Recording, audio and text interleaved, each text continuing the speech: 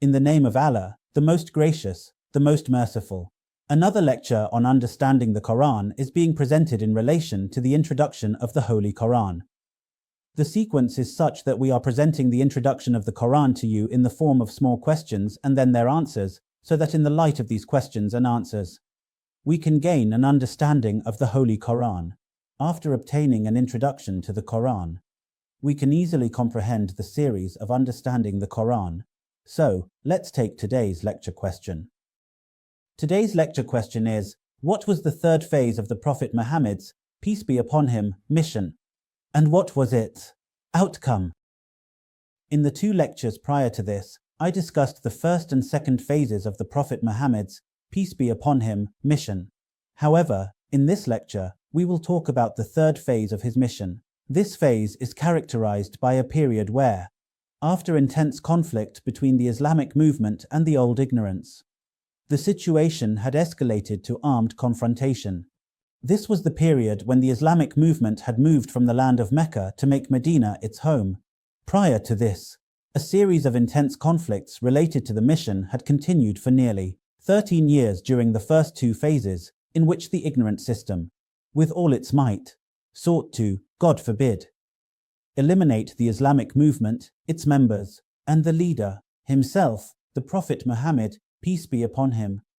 They were prepared to do so, because it had become apparent to the polytheists and disbelievers that if this movement was not crushed, then no one would be able to save ignorance from being crushed.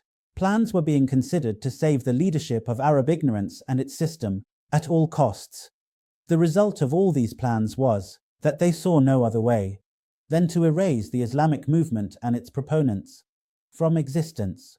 Therefore, to crush the movement, the major leaders of the polytheists and ignorance were holding final consultations in their hideouts on a dreadful plan against the Islamic movement and its members. They were planning, God forbid, to jointly carry out an assassination attempt on the blessed person of the Islamic movement's leader, the Prophet Muhammad, peace be upon him, and put an end to the matter. On the other hand, the Prophet Muhammad, peace be upon him, was commanded to migrate to Medina. The atmosphere in Medina had become favorable due to the pledges of Aqaba, the first and second, made in Mecca. Based on the divine command, all followers of the Islamic movement gathered from across Arabia and migrated to Medina. In this way, the mission entered its third phase. In this third phase of the Prophet Muhammad's, peace be upon him, mission, the situation changed completely. The Muslim community had acquired a small state in the form of Medina. It was in this third phase that the dealings with the old ignorance reached the point of armed conflict. Meanwhile, encounters also occurred with the communities of previous prophets, namely the Jews and Christians. Within the Muslim community itself, various types of hypocrites had infiltrated.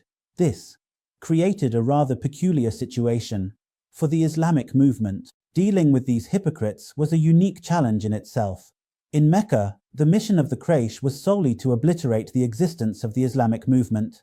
However, in Medina, the aim to destroy the entire Islamic state of Medina became not only a concern for the Quraysh, but also a mission for the surrounding tribes and the whole of Arabia. The Medinan life of the Prophet, peace be upon him, lasted for approximately 10 years.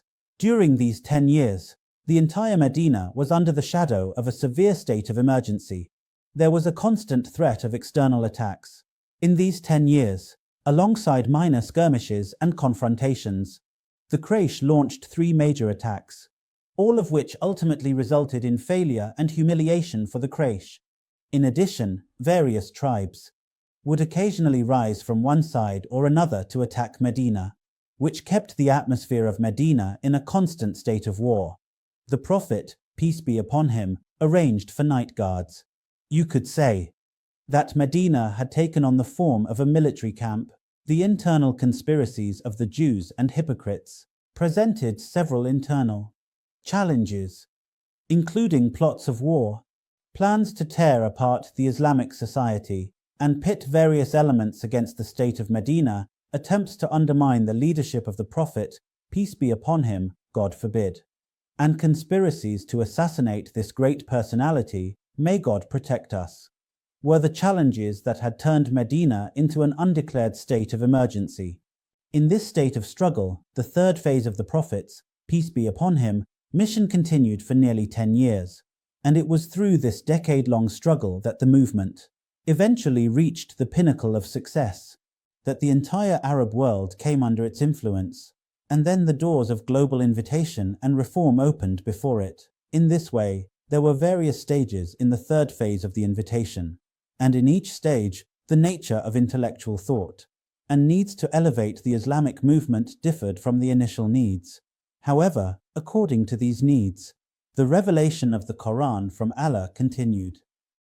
The final outcome of this 10-year emergency, struggle and ultimately armed defense, and effort was that the Islamic movement succeeded in establishing its dominance over the entire Arab region and bringing it under its influence.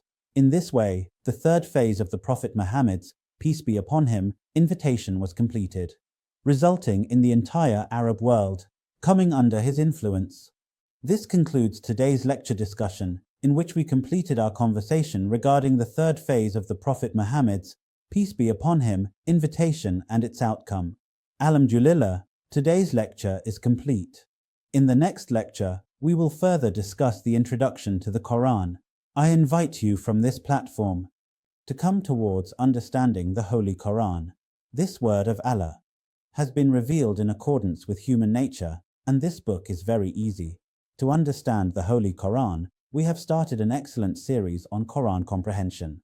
I invite you once again to come and understand the Holy Quran through these short lectures. My mission is to spread the knowledge of the Holy Quran to every corner of the world, but I cannot do this alone. I need your help. If this message has touched your heart, and if you believe in spreading the light of the Quran to the world, then please like, subscribe, and share this video. Together, we can reach those who are searching for the right path, and who want to do something for the betterment of their afterlife. See you in the next lecture. Until then, allow me to take my leave. Take great care of yourself.